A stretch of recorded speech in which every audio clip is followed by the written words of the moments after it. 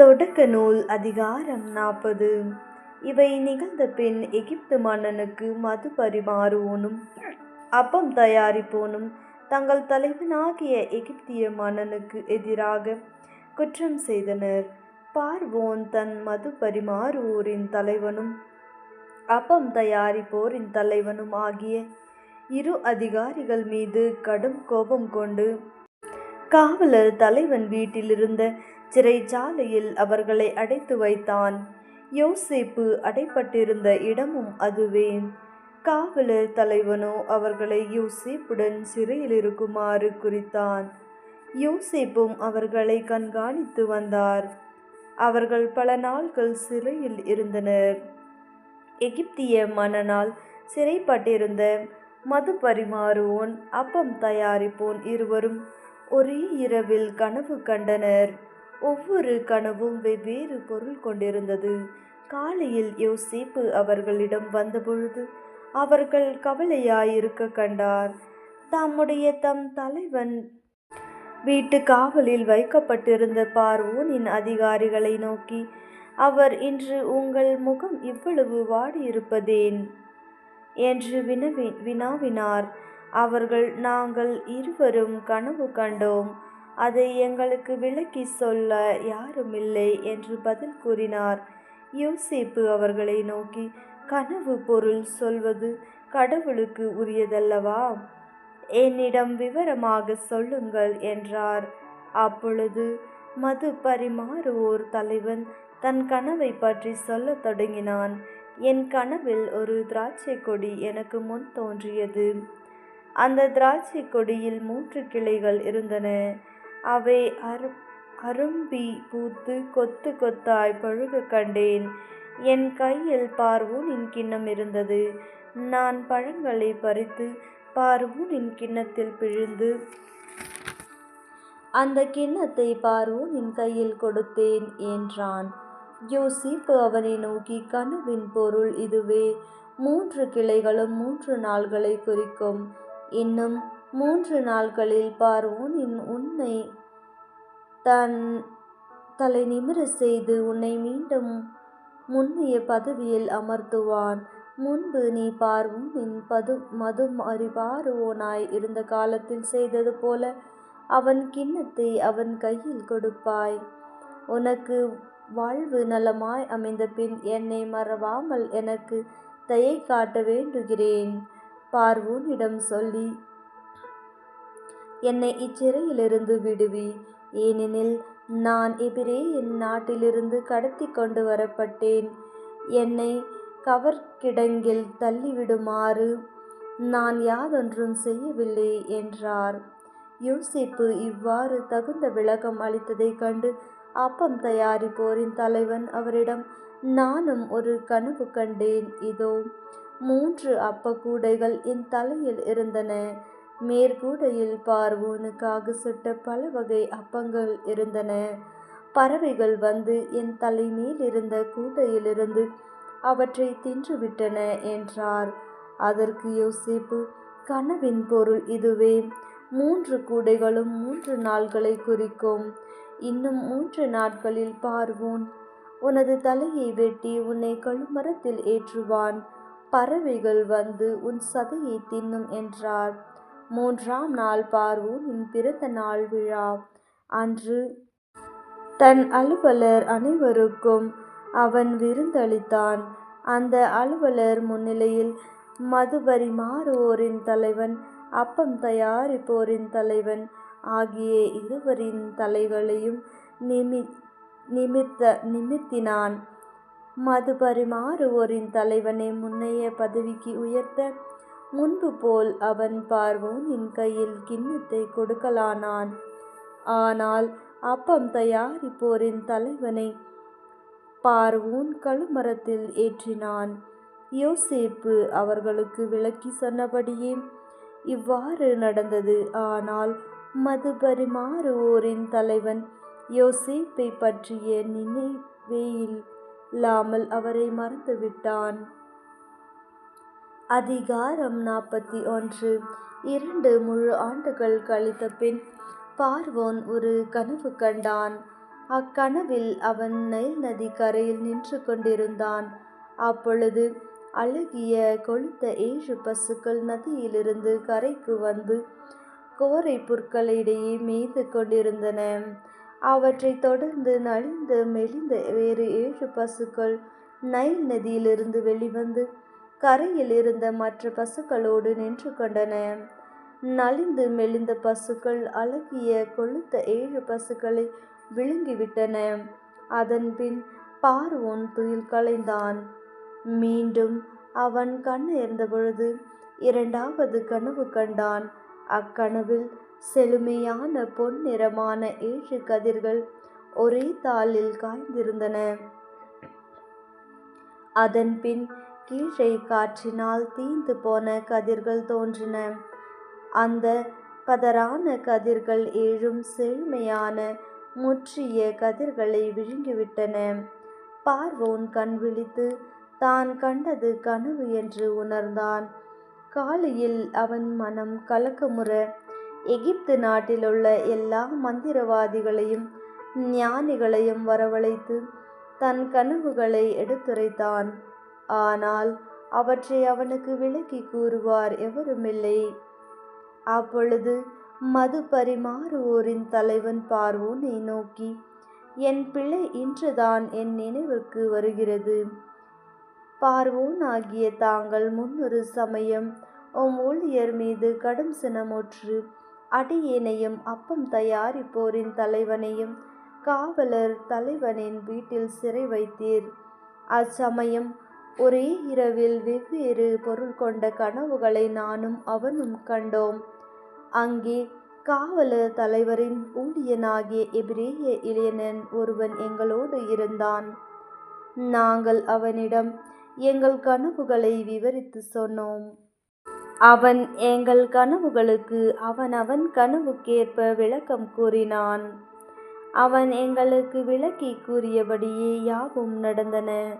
முன்னைய பதவி எனக்கு மீண்டும் அளிக்கப்பட்டது. அவனோ கழுமரத்தில் ஏற்றப்பட்டான் என்றான். பார்வோன் ஆள் அனுப்பி யோசேப்பை அழைத்து வர செய்தான். அவர்களும் அவரை காவற்கிடங்கிலிருந்து விரைவாக வெளிக்கொணர்ந்தார். அவர் முடி திருத்தி கொண்டு புத்தாடை அணிந்து பார்வோன் முன்னிலைக்கு வந்தார். பார்வோன் யோசேப்பை நோக்கி, நான் கனவு கண்டேன், ஆனால் அதற்கு விளக்கம் சொல்ல யாருமில்லை. கனவை கேட்டால் நீ தகுந்த விளக்கம் கூறுவாய் என்று உன்னை பற்றி சொல்ல கேள்விப்பட்டேன் என்றான். யோசேப்பு பார்வோனுக்கு மறுமொழியாக, நான் அல்ல, கடவுளே பார்வோனுக்கு நலமிகு மறுமொழி வழங்குவார் என்றார். அப்பொழுது பார்வோன் யோசேப்பிடம் சொன்னதாவது, என் கனவில் நைல் நதிக்கரையில் நான் நின்று கொண்டிருந்தேன். அப்பொழுது கொழுத்த 7 அழகிய பசுக்கள் நதியிலிருந்து வெளியேறி வந்து கோரை புற்களிடையே மேய்ந்து கொண்டிருந்தன.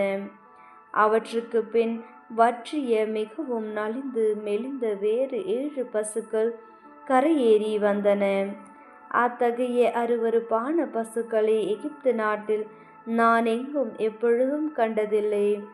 நலிந்து மெலிந்த இந்த பசுக்கள் முதலில் வந்த கொழுத்த 7 பசுக்களை விழுங்கிவிட்டன. ஆனால் இவை அவற்றை விழுங்கிய பின்னும் விழுங்கியவனாகவே தெரியவில்லை. முன்பு போலவே மெலிந்து தோன்றின. அதன்பின் நான் துயில் களைந்தேன். மீண்டும் ஒரு கனவு கண்டேன். அதில் செழுமையான முற்றிய 7 கதிர்கள் ஒரே தாளில் தோன்ற கண்டேன். அவற்றுக்கு பின் தீந்த பதராகிய கீழே காற்றினால் கருகி போன வேறு 7 கதிர்களை வெளிவந்தன. இந்த பதரான 7 கதிர்கள் அழகிய 7 கதிர்களை விழுங்கிவிட்டன. இதை பற்றி மந்திரவாதிகளிடம் சொன்னேன். ஆனால் எவராலும் எனக்கு பொருள் கூற முடியவில்லை. அதற்கு யோசேப்பு பார்வோனை நோக்கி, பார்வோனாகிய தாங்கள் கண்ட கனவுகள் குறிப்பன ஒன்றே. கடவுள் தாம் செய்யவிருப்பதை பார்வோனுக்கு வெளிப்படுத்தியுள்ளார். 7 நல்ல பசுக்கள் 7 ஆண்டுகளை குறிக்கும். 7 நல்ல கதிர்கள் 7 ஆண்டுகளை குறிக்கும். ஆக கனவுகள் குறிப்பன ஒன்றே. அவற்றுக்கு பின் வந்த மெலிந்த அருவருப்பான 7 பசுக்கள் 7 ஆண்டுகளை குறிக்கும். பதராகிய வெப்ப காற்றினால் தீந்து போன 7 கதிர்கள் பஞ்சம் நிறைந்த 7 ஆண்டுகளை குறிக்கும். நான் பார்வோன் ஆகிய தங்களுக்கு சொன்னது போலவே கடவுள் தாம் செய்யவிருப்பதை பார்வோன் ஆகிய தங்களுக்கு வெளிப்படுத்தியுள்ளார். எகிப்து நாடெங்கும் மிக வளமான 7 ஆண்டுகள் வரவிருக்கின்றன. அதன் பின் 7 ஆண்டுகள் பஞ்சம் நிலவும். அப்பொழுது எகிப்து நாட்டில் அனைத்து வளமும் மறந்து போகும் அளவிற்கு அந்நாட்டு பஞ்சம் பாழாகும். நாட்டின் வளமை நினைவுக்கே வராது. வரவிருக்கும் பஞ்சம் அந்த அளவிற்கு கடுமையாயிருக்கும். இது கடவுளால் உறுதி செய்யப்பட்டு விட்டது என்பதற்கும் அவரால் விரைவில் நிறைவேற்றப்படும் என்பதற்கும் அறிகுறியாகவே பார்வோனுக்கு கனவு 2 முறை வந்தது. எனவே பார்வோன் உடனடியாக மதிநுட்பமும் ஞானமும் செறிந்த ஒருவனை கண்டுபிடித்து எகிப்திய நாட்டின் அதிகாரியாக அமர்த்த வேண்டும். மேலும் 7 வளமான ஆண்டுகளில் எகிப்து நாட்டில் விளைச்சலில் 5 பகுதியை கொள்முதல் செய்யுமாறு மேற்பார்வையாளர்களையும் பார்வோன் தொடர்ந்து நியமிக்கட்டும். வரவிருக்கும் வளமான இந்த ஆண்டுகளிலேயே தானியம் முழுவதையும் பார்வோனின் அதிகாரத்தில் அவர்கள் கொள்முதல் செய்து பின்னர் உண்ண கொடுப்பதற்கென நகர்களில் சேமித்து வைக்கட்டும். எகிப்து நாட்டில் பஞ்சம் வரவிருக்கும் 7 ஆண்டுகளில் பயன்படுத்துமாறு தானியம் இவ்வாறு சேமித்து வைக்கப்படட்டும். நாடும் பஞ்சத்தினால் அழியாதிருக்கும் என்றார். அவர் சொன்னது பார்வோனுக்கும் அவன் அலுவலர் அனைவருக்கும் நலமென தோன்றியது.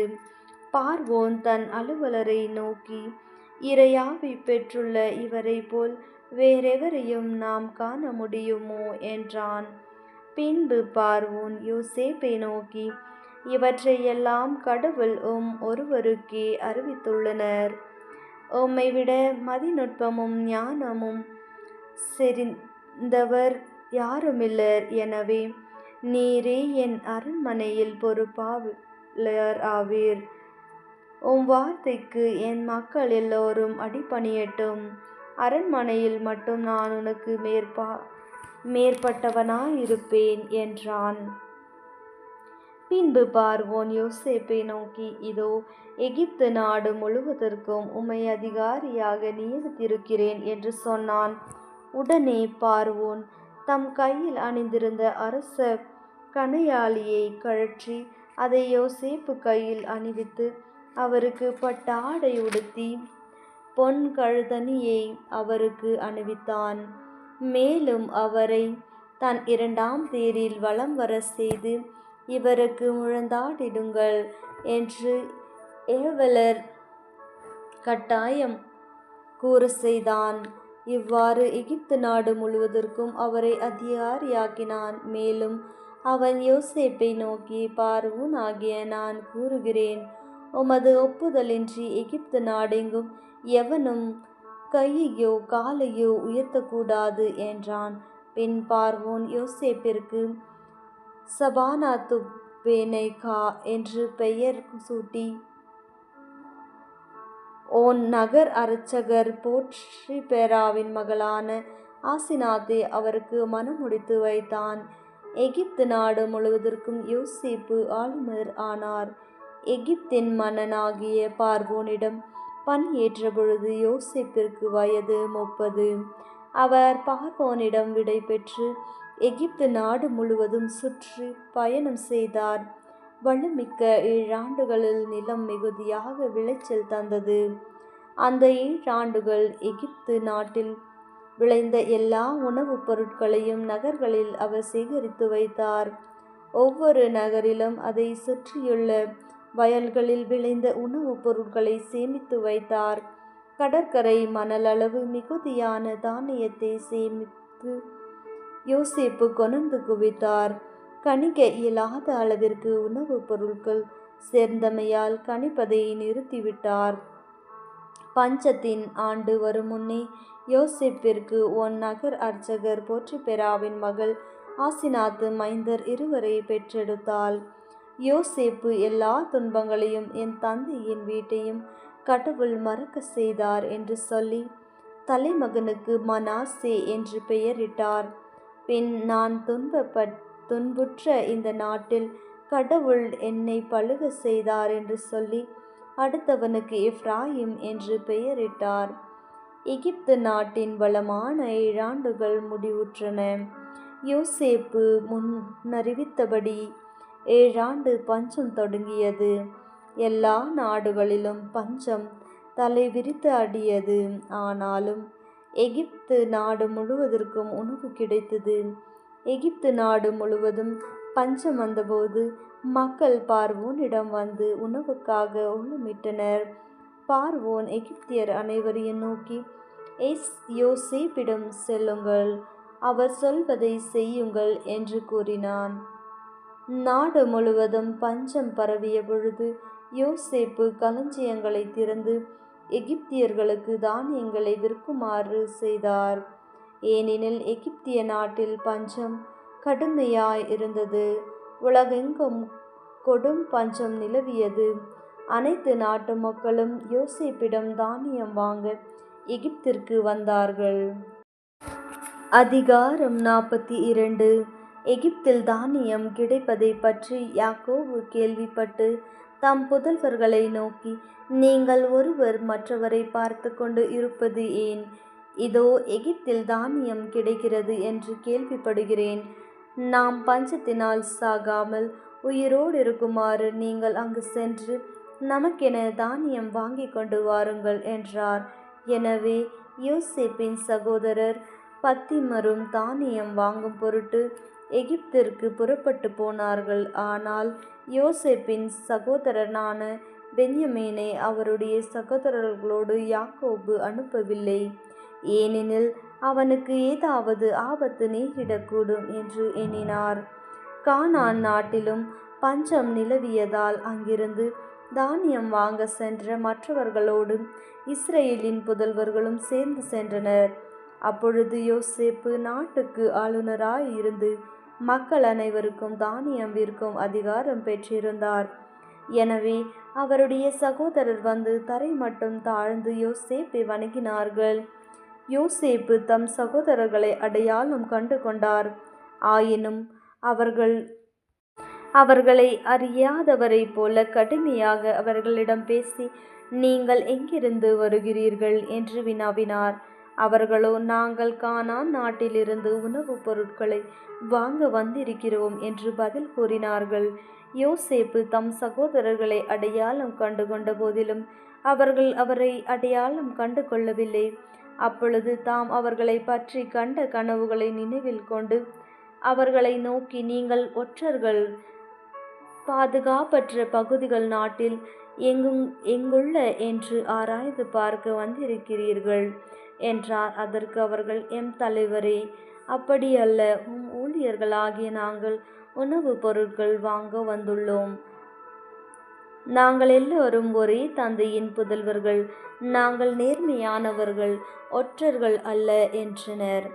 அவர்களிடம் அவர், இல்லை இல்லை, பாதுகாப்பற்ற பகுதிகள் நாட்டில் எங்குள்ளன என்று ஆராய்ந்து பார்க்க வந்தவர்கள் நீங்கள் என்று சொன்னார். அவர்கள் மறுமொழியாக, உம் அடியார்களாகிய நாங்கள் கானான் நாட்டில் வாழும் ஒரே தந்தை 12 புதல்வர்கள். இப்பொழுது எங்களுள் இளையவன் எங்கள் தந்தையோடு இருக்கிறான், இன்னொருவன் இறந்து விட்டான் என்றனர். யோசேப்பு மீண்டும் அவர்களிடம், நான் சொன்னது போலவே நீங்கள் ஒற்றர்கள்தாம். இதோ நான் உங்களை சோதித்தறிய போகிறேன். பார்வோனின் உயிர் மேல் ஆணை, உங்களை சோதித்தறிய போகிறேன். பார்வோனின் உயிர் மேல் ஆணை, உங்கள் இளைய சகோதரன் இங்கே வரத்தாலொழிய நீங்கள் இங்கிருந்து புறப்பட போவதில்லை. எனவே உங்கள் சகோதரனை அழைத்து வரும்படி உங்களில் ஒருவனை அனுப்புங்கள். மற்றவர்கள் சிறையில் அடைக்கப்படுவீர்கள். உங்கள் சொற்களை சோதித்து உண்மை உங்களிடம் உள்ளதா என்று அறிய விரும்புகிறேன். இல்லையெனில் பார்வோனின் உயிர் மேல் ஆணை, நீங்கள் ஒற்றர்கள்தான் என்றார். பின்னர் அவர் அவர்களை 3 நாள் காவலில் வைத்தார். 3ஆம் நாள் யோசேப்பு அவர்களை நோக்கி, நான் சொல்கிறபடி செய்யுங்கள். செய்தால் பிழைக்கலாம், ஏனெனில் நான் கடவுளுக்கு அஞ்சுபவன். நீங்கள் குற்றமற்றவர்களானால் சகோதரராகிய உங்களில் ஒருவனே சிறைச்சாலையில் அடைக்கப்பட்டிருக்கட்டும். மற்றவர்கள் புறப்பட்டு பஞ்சத்தால் வாடும் உங்கள் குடும்பங்களுக்கு தானியம் கொண்டு போகலாம். உங்கள் இளைய சகோதரனை என்னிடம் அழைத்து வாருங்கள். அப்பொழுது நீங்கள் கூறியது உண்மை என்று விளங்கும். நீங்களும் சாவுக்குள்ளாக மாட்டீர்கள் என்றார்.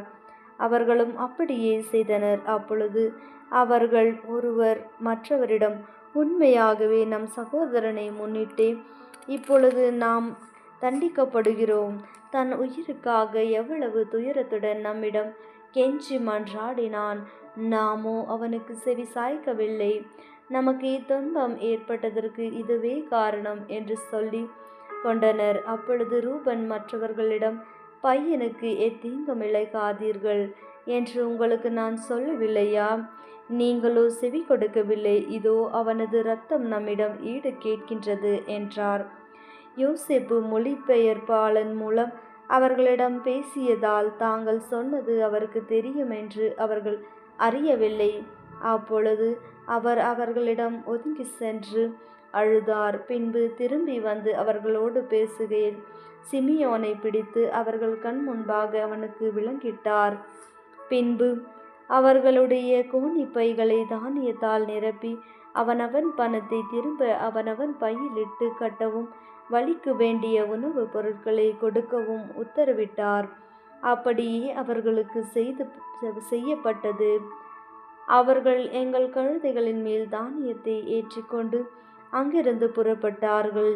பின்பு அவர்களில் ஒருவன் சாவடியில் தன் கழுதைக்கு தீனி போடுவதற்காக தன் கோணியை திறக்கவே அதன் வாயில் தன் பணம் இருக்க கண்டான். அவன் தம் சகோதரரை நோக்கி, என் பணம் திரும்பி தரப்பட்டுள்ளது, இதோ என் கோணியில் இருக்கிறது என்றான். அவர்களோ மனக்கலக்கமுற்று நடுநடுங்கி ஒருவரோடொருவர், கடவுள் நமக்கு இப்படி செய்தது ஏன் என்றார். பின்பு அவர்கள் கானான் நாட்டில் தங்கள் தந்தை யாக்கோபிடம் வந்து சேர்ந்து தங்களுக்கு நேர்ந்தவற்றையெல்லாம் தெரிவித்தனர்.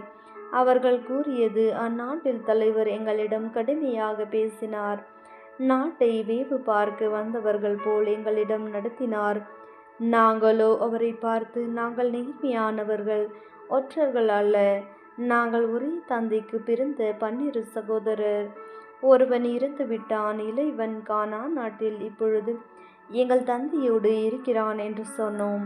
அப்பொழுது நாட்டின் தலைவரான அந்த ஆள், நீங்கள் நேர்மையானவர்கள்தாம் என்பதை நான் அறிந்து கொள்ள உங்கள் சகோதரருள் ஒருவனை என்னிடம் விட்டு செல்லுங்கள். பஞ்சத்தால் வாடும் உங்கள் குடும்பங்களுக்கு வேண்டியவற்றை வாங்கி கொண்டு போங்கள். ஆனால் உங்கள் இளைய சகோதரனை என்னிடம் அழைத்து வாருங்கள். அதன் மூலம் நீங்கள் ஒற்றர்கள் அல்ல, நேர்மையானவர்கள்தாம் என்று நானும் அறிந்து கொள்வேன். அதன் பின் உங்கள் சகோதரனை உங்களிடம் ஒப்படைப்பேன். பின்னர் நீங்கள் நாடெங்கும் வணிகம் செய்யலாம் என்றார். பின்பு அவர்கள் கோணிப்பைகளை தெரிந்து கொண்டிருந்த பொழுது ஒருவருடைய கோணிப்பையிலும் அவனவன் பணமுடிப்பு காணப்பட்டது. பணமுடிப்புகளை கண்டு அவர்களும் அவர் தந்தையும் திகிலுற்றனர். தந்தை யாக்கோபு அவர்களை நோக்கி, என்னை பிள்ளையற்றவன் ஆக்கிவிட்டீர்கள். யோசேப்பு இல்லை, சிமியோனும் இல்லை. இப்பொழுது பென்யமீனையும் கூட்டிக் கொண்டு போகவிருக்கிறீர்கள். எல்லாமே எனக்கு எதிராக உள்ளன என்றான். அதற்கு ரூபன் தம் தந்தையிடம், நான் அவனை உம்மிடம் திரும்பவும் கொண்டு வராவிடில் என் 2 மைந்தரையும் கொன்றுவிடுங்கள். அவனை என் கையில் ஒப்புவியுங்கள். நான் அவனை உங்களிடம் கொண்டு வந்து சேர்ப்பேன் என்றார். ஆனால் யாக்கோபு, என் மகனை உங்களோடு போகவிட மாட்டேன். இவன் சகோதரன் இறந்து போனான். இவன் ஒருவனே எஞ்சியிருக்கிறான். நீங்கள் போகும் வழியில் இவனுக்கு ஏதாவது ஆபத்து நேரிட்டால் நரைத்த முடியுள்ள என்னை துயரத்துக்குள்ளாக்கி பாதாளத்திற்குள் இறங்க செய்வீர் என்றார்.